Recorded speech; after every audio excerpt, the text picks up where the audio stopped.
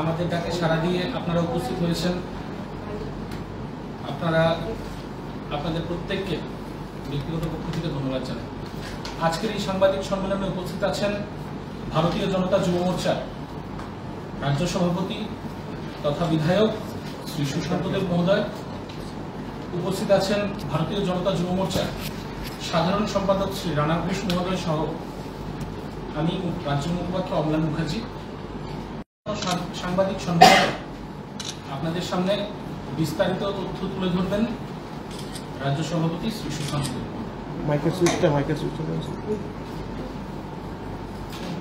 সবাইকে নমস্কার।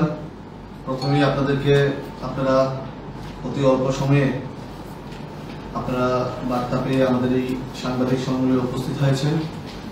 প্রদেশ যুব মোর্চার পক্ষ থেকে আপনাদের প্রত্যেককে আন্তরিক শুভেচ্ছা অভিনন্দন জ্ঞাপন করছি। একটা অত্যন্ত গুরুত্বপূর্ণ বিষয় নিয়ে আজকে এই সাংবাদিক সম্মেলন। আপনাদের মাধ্যমেই আমরা জানতে পেরেছি রাজ্যের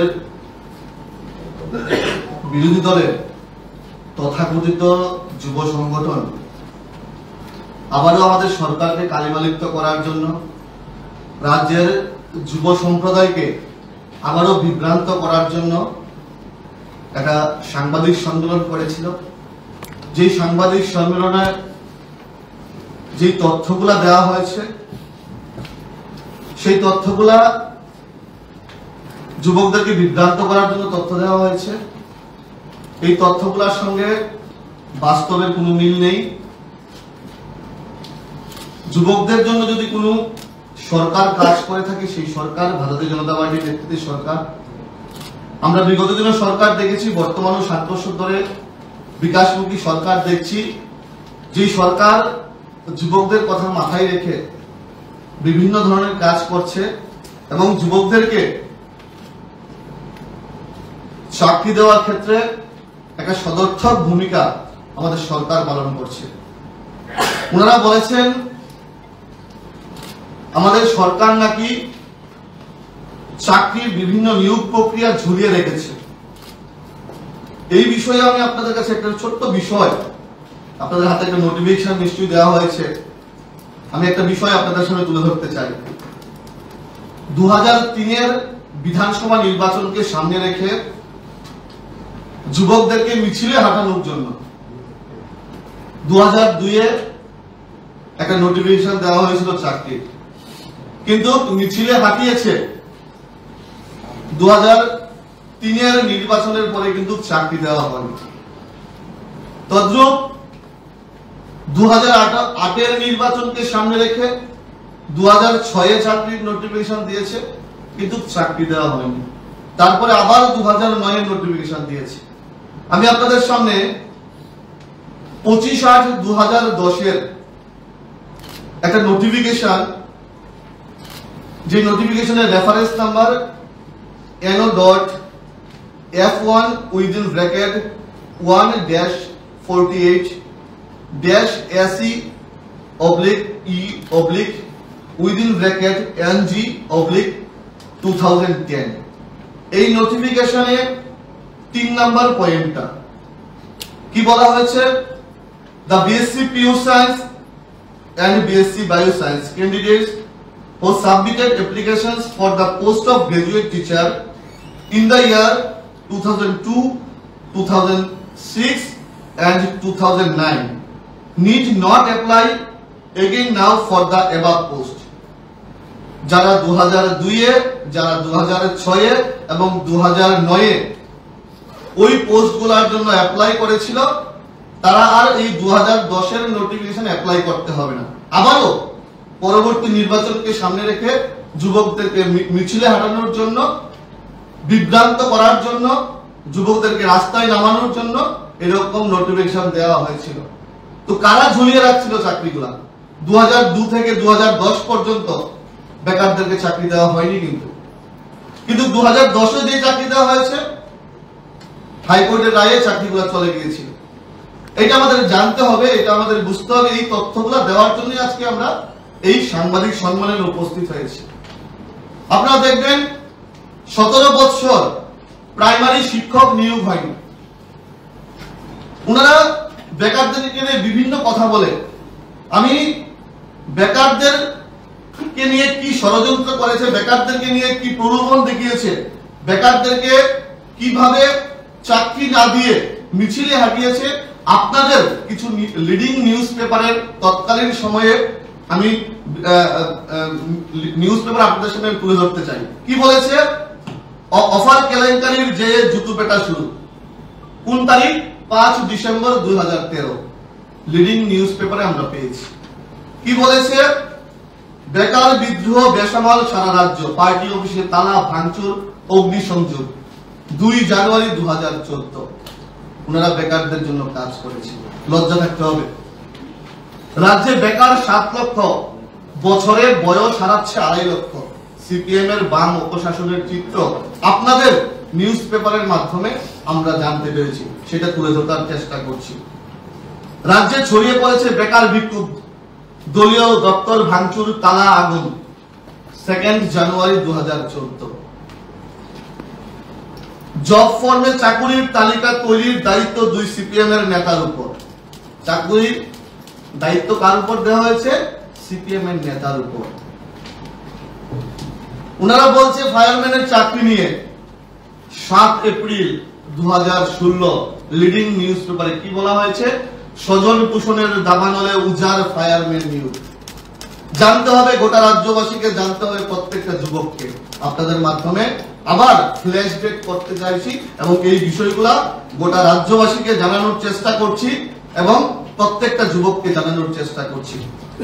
আমাদের সরকার স্বচ্ছ নিয়োগ নীতির মাধ্যমে রিক্রুটমেন্ট পলিসি মেনে যুবকদেরকে চাকরি দেওয়ার বন্দোবস্ত করছে। আমাদের সরকার মুখ্যমন্ত্রীর নেতৃত্বে যুবকদেরকে চাকরি দেওয়া হচ্ছে, একটাও কেস হচ্ছে না। আর ওনাদের সময় 10,323 হয়েছে, বেকারদের চাকরি চলে গিয়েছিল।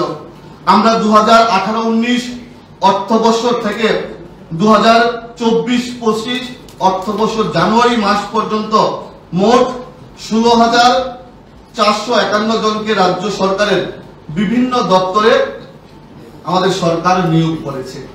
টিআরবিটি, জিআরবিটি, টিপিএসসি ছাড়াও নিয়োগ নীতি মেনে বিভিন্ন দপ্তরে নিয়োগ করা হয়েছে। তাছাড়াও প্রয়োজন ভিত্তিক সরকারি বিভিন্ন দপ্তরে আউটসোর্সিং চুক্তিতে 5,771 জনকে যুবক যুবতী ভাই বোনকে চাকরি দেওয়া হয়েছে। বিভিন্ন দপ্তরে লোক নিয়োগের ক্ষেত্রে সম্প্রতি মন্ত্রিসভার বিভিন্ন অনুমোদন দিয়েছে। বিভিন্ন প্রকল্পে সরকারি বেসরকারি কর্মসংস্থান করা হয়েছে। রাজ্যের কর্মসংস্থানের সার্বিক পরিবেশের উন্নতির ফলে নতুন নতুন ক্ষেত্রে কর্মসংস্থান দ্রুত বৃদ্ধি পেয়েছে। ন্যাশনাল ক্যারিয়ার সার্ভিস প্রজেক্টের আওতায় আগরতলা, ধর্মনগর, কৈলাসহরে রাজ্যের 3টি মডেল ক্যারিয়ার সেন্টার স্থাপন করা হয়েছে। নিয়মিতভাবে রাজ্যের বেকার যুবক যুবতীদের কর্মসংস্থান স্বার্থে জব ফেয়ার অনুষ্ঠিত হচ্ছে। 2018-19 অর্থবর্ষ থেকে এখন পর্যন্ত 96টি জব ফেয়ার অনুষ্ঠিত হয়েছে এবং এতে 2135 জন যুবক যুবতী বেসরকারি সংস্থায় কর্মসংস্থান করা হয়েছে। 2023-24 অর্থবৎসরে মুখ্যমন্ত্রী দক্ষতা উন্নয়ন প্রকল্পে চালু করা হয়েছে। স্কিল ডেভেলপমেন্ট দপ্তরের পক্ষ থেকে গত 5 বছরে 22,000 যুবক যুবতীকে দক্ষতা বৃদ্ধির প্রশিক্ষণ দেওয়া হয়েছে। কেন দেওয়া হয়েছে? যেন দক্ষতা বৃদ্ধি করে নিজেরা স্বয়ংসম্পূর্ণ হতে পারে, বিভিন্ন জায়গায় কর্মসংস্থান যেন হতে পারে। অধিকাংশই রাজ্য এবং এই রাজ্যের বাইরেও সংস্থায় কাজ করছে। আপনাদের অবগতির জন্য আরেকটা বিষয়, ভারত সরকারের ministry of statistics and programme implementation এই সংস্থা দ্বারা রিপোর্ট অনুযায়ী 2018-19 সালে আমাদের রাজ্যে বেকারত্বের হার জাতীয় গড় থেকে বেশি ছিল। 2018-19 সালে আমাদের রাজ্যের বেকারত্বের হার জাতীয় গড় থেকে বেশি ছিল। সেই সময় জাতীয় গড় যেখানে ছিল 5.8%, সেখানে ত্রিপুরার গড় ছিল 10%। মানে জাতীয় গড় থেকে আমাদের রাজ্যের বেকারদের গড় বেশি ছিল। কিন্তু এর পরবর্তী 4 বছরের রিপোর্ট আমাদের রাজ্যে বেকারত্বের হার জাতীয় গড় থেকে কম ও বেকারত্বের হার ক্রমশই নিম্নমুখী হচ্ছে। 2023-24 সালে রাজ্যের গড় হচ্ছে 1.7% এবং জাতীয় গড় হচ্ছে 3.2%। এই তথ্য প্রমাণ করে যে রাজ্যের অভ্যন্তরে কাজের সুযোগ বৃদ্ধি পেয়েছে। আমি আপনাদের সকলের অবগতির জন্য জানাচ্ছি, টেটের মাধ্যমে নিয়োগ বৃদ্ধি করা হচ্ছে। নতুন টেটের মাধ্যমে আবার নিয়োগ, ইউজিটিতে 66 জন নিয়োগ করা হবে, গ্রাজুয়েট টিচার 162 জন নিয়োগ করা হবে। ইতিমধ্যে এটা নিয়োগ প্রক্রিয়া শুরু হবে। প্রত্যেকটা বিষয় আমাদের রাজ্যের যুব সম্প্রদায়কে জানা দরকার। আমরা লক্ষ্য করছি আবারও যুব সম্প্রদায়কে বিভ্রান্ত করার জন্য কোন বেসলেস প্রেস কনফারেন্সের মাধ্যমে ওনারা রাজ্য যুব সম্প্রদায়কে বিভ্রান্ত করার চেষ্টা করছে। আমরা এটার তীব্র নিন্দা জানাই। ভারতীয় জনতা যুব মোর্চা আমাদের সরকার যে স্বচ্ছ নিয়োগ নীতির মাধ্যমে রাজ্যের প্রত্যেকটা যুবক যুবতী ভাই বোনকে চাকরির বন্দোবস্ত করছে, আমরা ধন্যবাদ জানাই। এবং এই দেউলিয়া দল বলে এই দেউলিয়া দলের তথাকথিত যুব সংগঠনগুলা মানুষকে বিভ্রান্ত করার সুযোগ পাবে না। ওনারা শুধু আন্দোলন আন্দোলন আন্দোলন, সরকার থাকতেও আন্দোলন করেছে, সরকার চলে গেছে বলে আন্দোলন করছে। ওনারা আন্দোলন করতে করতে ক্লান্ত হয়ে যাচ্ছে। আমরা আমাদের সরকার যে সঠিক দিশায় নিয়োগ নীতি করছে, যে সঠিক দিশায় চাকরি দিচ্ছে যুবকদেরকে, আমরা অত্যন্ত খুশি। রাজ্যের যুব সম্প্রদায় খুশি, প্রত্যেকটা যুবক যুবতী ভাই বোন খুশি। আমরা রাজ্য মুখ্যমন্ত্রীকে ধন্যবাদ জানাই। ওনারা বলেছেন কি, বাইরের কেউ এই নিয়োগ নীতির মাধ্যমে চাকরি পেয়েছে, বহিরাজ্যে চাকরি দেওয়া হয়েছে। আমাদের সরকার কি করেছে, পিআরটিসি লাগু করেছে। প্রত্যেকটা চাকরির ক্ষেত্রে যেন পিআরটিসি থাকে, সেটাকে কিন্তু আমাদের মুখ্যমন্ত্রী সেটাকে কিন্তু লাগু করেছে। এতে করে কি হয়েছে, রাজ্যের যুবক যুবতীরা আরো বেশি করে কর্মসংস্থান হবে এবং এই কর্মসংস্থানের সুযোগ পাবে একমাত্র রাজ্যের যুবক যুবতীরা। রাজ্যের যুবক যুবতীর কথা মাথায় রেখে আমাদের মুখ্যমন্ত্রী, আমাদের সরকার এই পিআরটিসির সিদ্ধান্ত নিয়েছে। আমরা ধন্যবাদ জানাই। আমরা আজকের এই সাংবাদিক সম্মেলনের মাধ্যমে আমরা গোটা রাজ্যের প্রত্যেকটা যুবক যুবতী ভাই বোনকে আশ্বস্ত করতে চাই, আমাদের সরকার সঠিক নিয়োগ নীতির মাধ্যমে আমাদের যুবক যুবতীদেরকে চাকরি দিচ্ছে এবং নিয়োগ নীতি মেনে একটু কেস এই রাজ্যে এখন পর্যন্ত হয়নি। আমরা আর 10,323 চাই না। আমরা পশ্চিমবাংলার মতো 26,000 যুবক যুবতীদের চাকরি চলে গেছে, আমরা এরকম পরিস্থিতি আমাদের রাজ্যে চাই না। আমরা চাই সঠিক দিশায় যেন যুবকদেরকে নিয়ে গোটা রাজ্যের সরকার যেভাবে চলছে, আমরা অত্যন্ত আনন্দিত খুশি। এই বিষয়গুলা আপনাদের সামনে তুলে ধরার জন্য আমরা এই গুরুত্বপূর্ণ সাংবাদিক সম্মেলনের আয়োজন করেছি। আপনারা এখানে এসেছেন, আবারও আপনাদের প্রত্যেককে ধন্যবাদ জানিয়ে আমার কথা বলা শেষ করছি। আপনাদের যদি কোনো বিষয় থাকে আপনারা বলতে পারেন। ধন্যবাদ, নমস্কার। রাজ্যে বর্তমানে বেকারত্বের হারটা কত আছে? 1.7।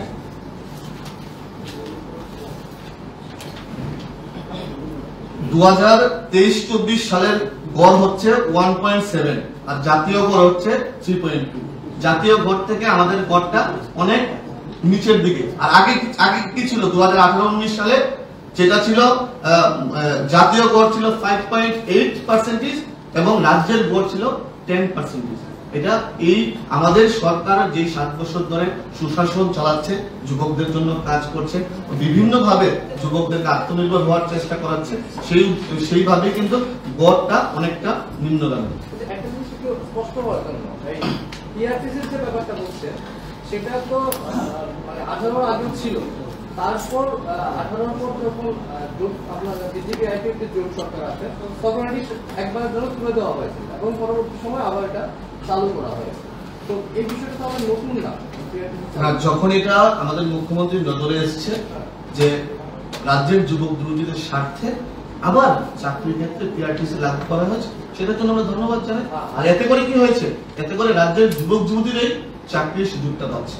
মাঝে তাহলে একবার যে তোলা হয়েছিল এটা তো বিজেপি সরকার আমাদের সরকার, আমাদের মুখ্যমন্ত্রী যখন এটা নজরে এসছে যে পিআরটিসি তোলার ফলে এখানে অথবা বহিরাজ্যের যুবক যুবতীরা চাকরি পেতে পারে, যুবক যুবতীদের স্বার্থে এই রাজ্যের যুবক যুবতীদের ভবিষ্যতের কথা মাথায় রেখে রাজ্যের মুখ্যমন্ত্রী সেই পিআরটিসি আবার লাগু করেছে। আচ্ছা, তাদের আরেকটা দাবি যে এই বিজেপি আমলে বেকার যুবকরা এবং যুবতীরা নেশার দিকে ঝুঁকে যাচ্ছে, যেটা নাকি তাদের আমলে হয়নি, সেই বিষয়ে কি বলবেন? আপনারা সবাই জানেন, আপনারা গণতন্ত্রের চতুর্থ স্তম্ভ, আপনাদের লেন্সে সবকিছু ধরা পড়ে। সিপিএম এর সময় যুবক যুবতীদেরকে বেপথে পরিচালনা করার জন্য, আমি অন রেকর্ড বলছি, যুবক যুবতীদেরকে বেপথে পরিচালনা করার জন্য সিপিএম এর আমদানিকৃত এই নেশার বিরুদ্ধে জিরো টলারেন্সে 2018 সাল থেকে আমাদের সরকার কাজ করছে। আমরা যুব সংগঠনের দায়িত্ব আমাদের আছে। আমরাও, আপনারা দেখবেন, আপনারা দেখেছেন, গোটা রাজ্যে আমরা 811 কিলোমিটার বাইক যাত্রা করেছি যুবকদেরকে নেশার করার কাছ থেকে বাঁচানোর জন্য। আমরা বিভিন্ন এলাকায় স্পোর্টস এর ইভেন্ট করছি যুবকদেরকে মাঠমুখী করানোর জন্য।